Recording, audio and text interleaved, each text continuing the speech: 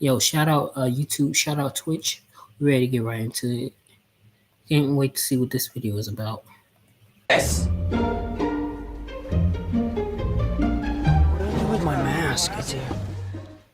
Welcome back, everyone. Marvel is heating up with their production of Spider-Man 4 Brand New Day, and it looks like things could have been so much worse for Tom Holland's Spider-Man. There's a lot of very public issues between Marvel and Sony we've seen going down the past couple of years, and it turns out, based on some leaked clips that we got recently, it was so much worse than we actually thought. They reveal just how much of a bigger bullet we dodged with the Madam Web movie than we thought. I've already done a couple videos about the subplots and deleted scenes that Marvel and Kevin Feige were able to get Sony to remove and pull out of the movie at the last minute. And there was a lot of stuff there, but turns out it was only the tip of the iceberg. It looks like Sony also had plans to ruin Thanos, Captain Marvel, Avengers Infinity War, Avengers Endgame, the Guardians of the Galaxy characters, Iron Man, Thor, and many, many more. This is barely scraping the surface, like you have no idea how much bigger this disaster could have been. It is absolutely wild, so we'll break it all down. If you're brand new to the channel, be sure to subscribe to get all the videos. As crazy as it sounds, the way we learned about all these leaks is just as wild as the leaks themselves. We're like peak Sony memes here, peak Morbin time.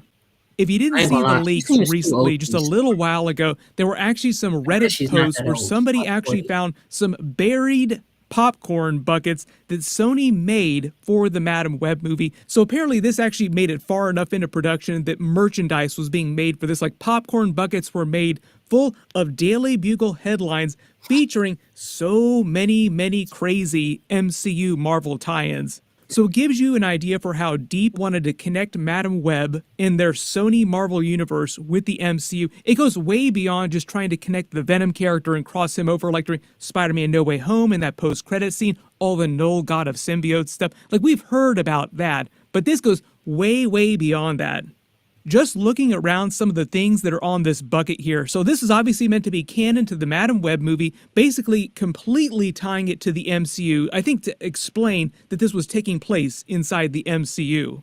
Notice that it says Thanos Colt, there's a Carol Danvers mention for Captain Marvel, Drax is on it, Green Goblin, Alien mentions, like is Green Goblin an alien? Give you credit for just outright asking the question. There's mention of Thor having an illegitimate child. You can let me know who you think that would be. Thor apparently sowing his wild oats across the Sony Marvel universe. There's a real big Stark Industries mention for Iron Man connection, a Dr. Octopus mention, an I Am Groot mention. There are probably even more that go on here, but this is just absolutely wild. This kind of makes you wonder how much more stuff was in the Madam Web movie that then got pulled out. So famously, the idea is that it was actually meant to be more of a Terminator, Tom Holland, Spider-Man origin story kind of film, where it was messing with the timeline leading up to his origin story, his birth inside the MCU. So it really does seem like they originally wanted the movie to take place inside the MCU. But I think they were trying to figure out which Spider-Man they were going to get in the movie, and Andrew Garfield and Tobey Maguire said that they did not want to be in the movie, so they pivoted to Tom Holland, MCU Spider-Man, even though the timeline is not right for when the movie takes place. There were so many problems with what they were originally trying to do before Kevin Feige and the Marvel people seemed like they prevailed in getting Sony to remove all this stuff from the movie. The first two deleted scenes seem like they're from what would have been one of the Flash Forward, like the timeline battles that take place, because the movie jumps around in the timeline a lot. Both of them feature Tom Holland's Spider-Man in one of his older Spider-Man suits fighting Ezekiel Sims. The first one here features the two of them falling through the air above the New York City skyline at night.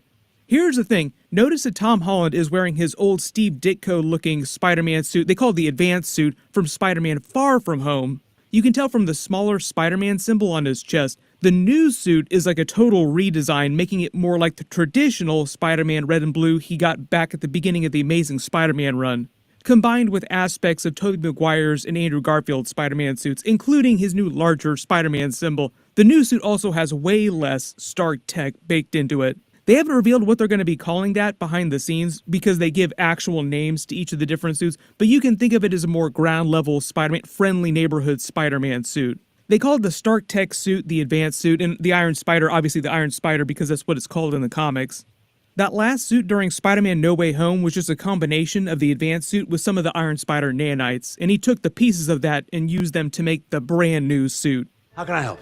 Him wearing the older advanced suit during this raises a lot of questions, like how was Sony going to explain the timeline on this? When was the scene meant to happen? Where in the multiverse was the scene meant to happen? Because I don't think this scene was meant to be happening inside the MCU, even in the Tom Holland version of the Madam Web movie, like when he was actually in the movie. Originally, the movie was meant to take place inside the Venom universe. Now, they changed a lot of plans at the last minute. The producers, when they were giving interviews, were like, we decided to make this a standalone, when clearly that is not the case. Like, clearly it was meant to be a big multiverse movie. Originally, it was part of a larger plan. Sony had to, I won't say steal the Tom Holland Spider-Man from Marvel, more like hijack him and backdoor all the Venom universe movies, like all these Spider-Man spin-off movies, Morbius, Madam Web, into the larger MCU. Like a bigger version of the Spider-Man No Way Home post-credit scene with Venom, if Tom Holland had shown up in that scene with Tom Hardy. Here's where I think this Tom Holland scene was meant to take place in the timeline. The Madam Web movie was meant to be a combination of Terminator and Final Destination with Spider-Man characters. Ezekiel Sims was originally meant to be more of a Terminator-like character in his use of time travel tropes. In the final version of the movie, the way they explained this was that he would have visions of potential futures through the web of life and destiny from the comics. He was perceiving timelines the way that Madam Web perceives timelines. This was the way they visualized the actual web of life and destiny in the movie. They talked more about it during Spider-Man Across the Spider-Verse. It's just a way of visualizing the multiverse. That's why it looks just like Loki's multiverse tree of timelines. In a beautiful web of life and destiny. The spider bite gave Ezekiel Sims and Madam Web through her mother, tangentially, the ability to see those possible futures through the web of life and destiny. One of the major changes they made during the filming of the movie was to delete all these Spider-Man references, all these scenes, including the Tom Holland stuff. And it sounds like when Ezekiel Sims was perceiving his possible futures, like he was having the flash forwards, the nightmares, he was also meant to see Tom Holland's Spider-Man in this scene fighting and killing him. And there was meant to be a completely different plot with Emma Roberts' version of Mary Parker, Peter Parker's mother. It would have been Tom Holland that she was pregnant with, and Ezekiel Sims was going to try and kill her along with the other versions of Spider-Woman in Madam Web. Like, Spider-Man is destined to kill me, I must kill him before he's born kind of thing. Very Terminator, Skynet, John Connors kind of vibe. In the other deleted scene, it looks like the fight was meant to happen on top of the skyscraper here, this building where he was supposed to live in the future, where all those flash forwards were happening. Also where the versions of Spider-Woman killed him, even though they're not depicted in these scenes with Tom Holland, they were also probably meant to be inside this building when this fight was going down. The main part of the movie was meant to take place in the early 2000s, before Spider-Man was born. His mother, Mary Parker, played by Emma Roberts, gives birth to him at the end of the movie, helped by Uncle Ben, played by Adam Scott. The other theory here, too, is that at some point, Tom Holland was meant to be transported to the Venom universe. Same way they did with the Vulture because of the spells during Spider-Man No Way Home. Like, Sony would have backdoor explained him winding up in this universe because of that spell. Clearly that would have not made sense, but that hasn't stopped Sony before. Like, look at the Morbius trailer with all the Spider-Man references they use. You have this weird mishmash of Tom Holland Spider-Man Easter eggs mixed with Andrew Garfield Spider-Man Easter eggs and Tobey Maguire Spider-Man Easter eggs. Like, they're kind of confusing all these different versions. One of them is even an Easter egg from a Tobey Maguire suit from a video game, not from the movies. So it sounds like a lot of these Spider-Man ideas that Sony had were them just throwing stuff at a wall and not really bothering to explain the logic of it. Like, if we put Spider-Man in it, who cares if it makes sense? That sounds exactly like the way a Hollywood producer would think. The even crazier theory, and I actually think that this makes a little more sense, but it's still totally crazy, is that Sony was trying to say that this baby that's born at the end of the movie just grows up to be Tom Holland's Spider-Man. Like, the movie itself was meant to be a prequel to his movie at one point. Currently, Sony is in the process of rebooting what they're calling the Sony Marvel universe of characters, basically the characters they control through their rights to the Spider-Man character. It's about 900 different characters they have access to. What'll probably wind up happening is that they'll lead with Venom and live-action Miles Morales, just because it sounds like they're getting ready to finish his arc in the Spider-Man Across the Spider-Verse movies. Like, Spider-Man Beyond the Spider-Verse will come out in a couple years. In the way that Lord and Miller have talked about it, that's the end of Miles Morales' story arc for those movies. The other characters will probably continue in some way in spin-off movies, but after that is when they plan on doing live-action Miles Morales, and it sounds like Sony is going to lead the charge, not the MCU Marvel people. So it sounds like Sony is just going to make him the main Spider-Man of their Sony spin-off Spider-Man movies that so far have been Spider-Man-less. Maybe I should go to New York and speak to this, Spider-Man. They'll eventually introduce a brand new version of Venom for his character. Like, they'll do an Ultimate Universe kind of Spider-Man spin-off story with other versions of the character in Miles Morales' live-action universe. That'll also make it way easier to explain the reboot. Just because you're in the Ultimate Universe, everything is supposed to look a little bit different. All the characters are supposed to be a little bit different. We might still see Tom Hardy during Avengers Secret Wars in some small kind of cameo scene. He said that they were originally going to do a Tom Holland live-action crossover, but it got killed by studios arguing with each other back and forth behind the scenes. So for a while, they were actually going to do that Spider-Man vs. Venom movie.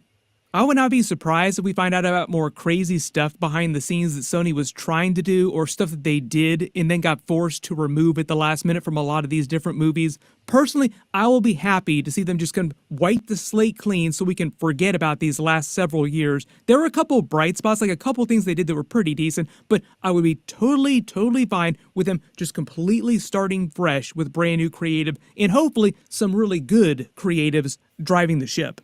Everybody just let me know what you want them to do with all of their characters. They're going to continue doing their Spider-Man spin-off movies without Tom Holland's Spider-Man.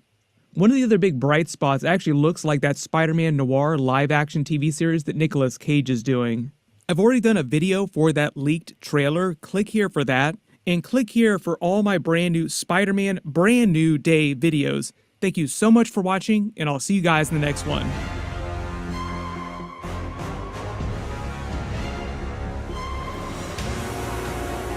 Alright.